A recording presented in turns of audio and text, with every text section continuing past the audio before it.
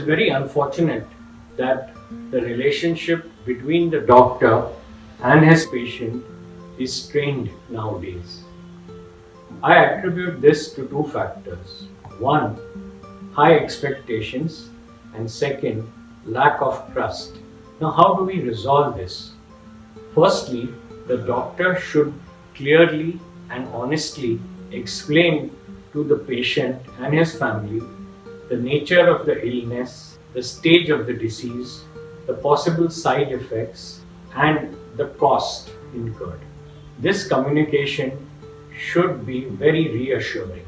The patient, on the other hand, should understand that no doctor knowingly or deliberately will harm him or her. There has to be some changes from the doctor's side. The doctors have to realize, for the doctors, I feel the key is communication. Almost, I can tell you, 90-95% of the problems can be solved with proper communication between doctors and the patients. The doctors have to spend the extra amount of time to make the patient realize about his condition and make him empaneled enough to take decisions about his condition. They should not assume that the patient will not make a good judgment if he knows all the facts. From the patients also should respect the amount of efforts doctors put in during their studies and the amount of hours they put in to treat the patient. They should see that the doctor is adequately compensated, and they should understand that not everything which happens in the medical side is under the doctor's control.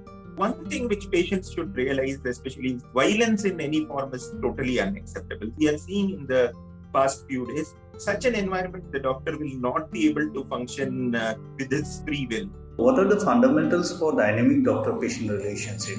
First is the communication. An effective communication between physician and patient are essential to establish doctor-patient relationship, which helps in improving medical, functional and emotional condition of the patients. The second important point is doctor's empathy. This enables the physician to understand the symptomatic experiences and needs of individual patients. Important point is also trust. It allows patient to effectively discuss their health issues and enhances the compliances. Informed consent. In relation to trust, the physician needs to be honest with the patient and the family to provide genuine treatment and also outcome of the disease. Professional boundaries. The following behaviors should be avoided by the physicians, of course. Number one is observing patient in an unorthodox setting at the convenience of the physician, and then burdening the patient with personal informations. Call the doctor when in genuine need. Please avoid unnecessary phone calls, as the physician is genuinely busy with much serious patient who needs more help and care. To avoid unscheduled visits until and unless there is a genuine need to visit the physician as a sign of respect for their time. You just need to trust us.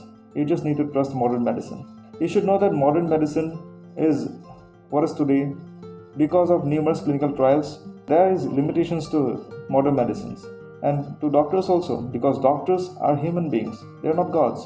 There is a limitation to everything. If you have any doubts, you just clear it out with the doctor. Ask as much questions as you want.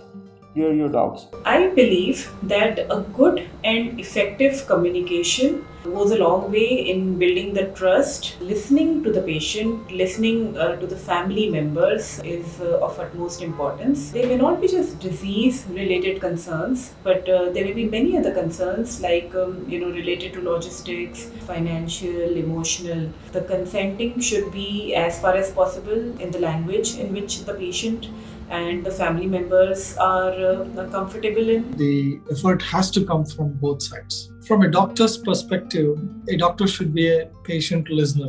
Half of the patients generally feel quite satisfied or relieved if the doctor is a patient listener. So I feel spending enough time with the patient, listening to the patient fully, listening to all the complaints is a very, very integral part of improving the doctor-patient relationship.